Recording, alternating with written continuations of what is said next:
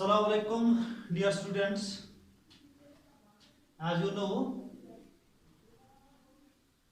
that I have given a lecture on the daffodils.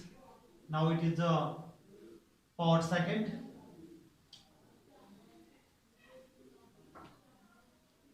I have told you that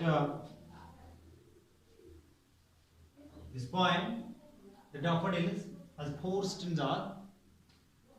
Let us today we will discuss on stanza third and stanza fourth.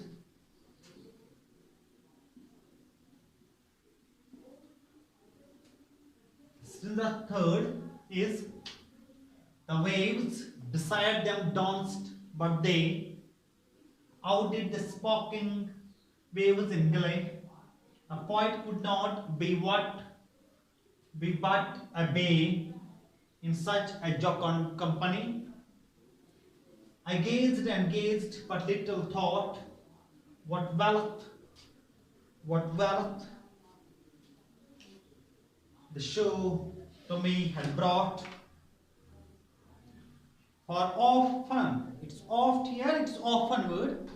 For oft, when on my couch I lie, in a vacant or in pensive mood, they flash upon that inward eye, which is the bliss of solitude, and then my heart with pleasure fills and dances with the daffodils.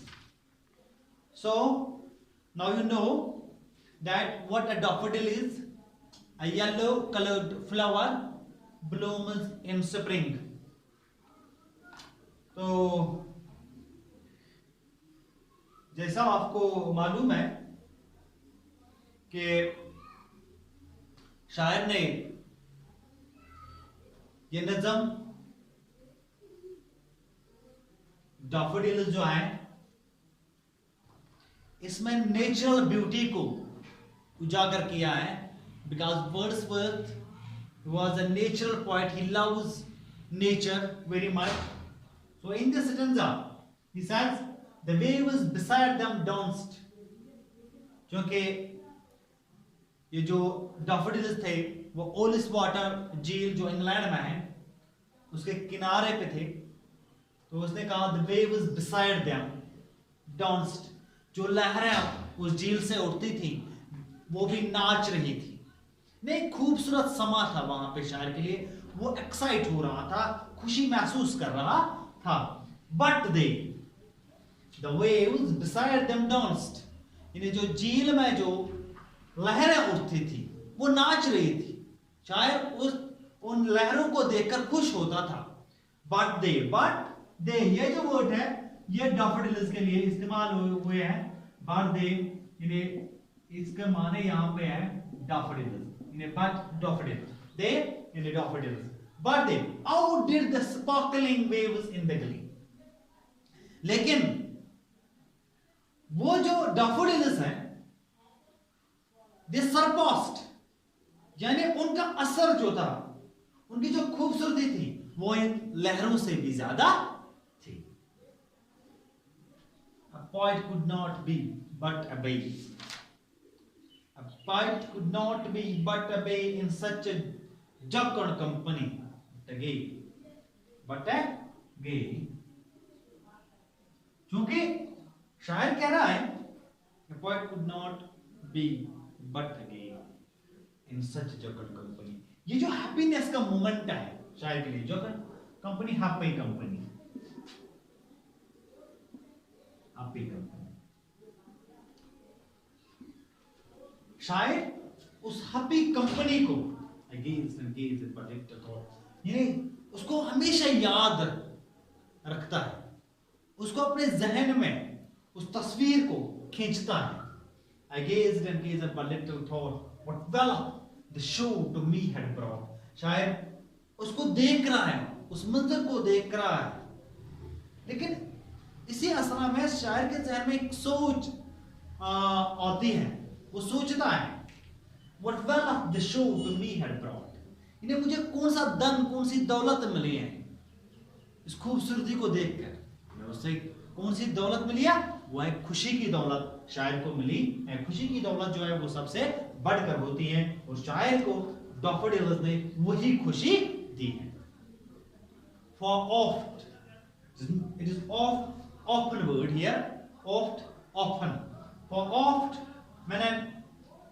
when on my coach I lie. शायर कह रहा है coach mean sofa, bed. जब वो अपने bed पे बैठा, शायर when he sit on his bed, जब वो अपने बेड पे बैठ गया, तो एक चीज मैं भूल गया, यहाँ पे जो ये जॉकर कंपनी है, इन सच ए जॉकर कंपनी, डायरेक्टली यहाँ पे कंपैरिजन किया गया है। इसका तो ये मेटाफर है, फिगर्स ऑफ स्पीच याद रखिएगा आप, ये मेटाफर है। तो शायर कहता है oft when on my couch I lie, जब मैं अपने बेड पे बैठा हुआ था, एंड वैकेंट और इन पेंसिव मूड, चाहे खुशी में हो, चाहे वो सुकून में हो, या चाहे अफसरदा हो, गमगीन हो, दुखी हो, they flash upon that inward eye, इन्हें वो जो समा है, वो जो नजारा है उन डैफोडिल्स का, जो शायर ने ओलिस वाटर में देखा था, उसके किनारे देखा था, वो इसके जहन में आ जाता है। उसकी याद, उसको याद जो है वो ताजा हो जाती है शायर के जहन में। जैसे कि अगर हमें भी कोई सीन अपनी जिंदगी में यादगार हो, तब अगर हम कहीं पे बैठे होंगे तो हम उस सीन को याद करते हैं, फिर खुशी महसूस करते हैं, उन मेमोरीज को रिकलेक्ट करते हैं। तो इसी तरह शायर भी यहाँ पे इन मेमोरीज को रिकलेक्ट करके अपने अंदर वो खुशी, वो मन की खुशी, दिल की खुशी, वो जो उदासी है वो खत्म हो जाती है इससे।